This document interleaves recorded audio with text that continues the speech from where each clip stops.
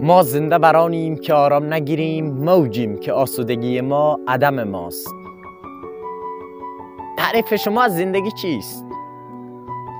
به نظر من زندگی ما انسان ها شبیه این است: در زبان و ادبیات فارسی تا زمانی که زبر، زیر و همچنان پیچ نباشد، هیچ لغت جمله و کلمه معنادار نمیتواند باشد.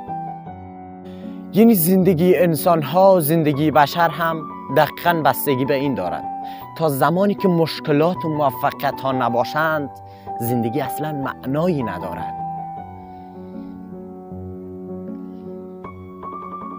این من و تو هستیم که میخواهیم نمیتوانم بگوییم و یا هم نون را حذف کنیم بگوییم که میتوانم، یا این که به زبان انگلیسی کنت را، فقط تیش را با حذف کردن میشود کن، یعنی توانستن.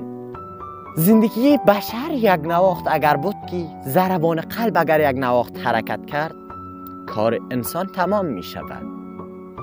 زمانی که ضربان قلب انسان این گونه بالا رفت، وسط و پایین و بالا این گونه زندگی یعنی زنده بودن را نشان میده.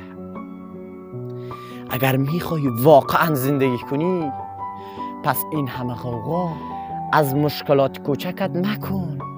این مشکلات ها می آیند تا تو قوی تر شوی. میدانی اگر بخواهی با مشکلات مبارزه کنی، دقیقاً تو میتوانی از مشکلات نیمش را حذف کنی و شکلات بسازی برای خودت.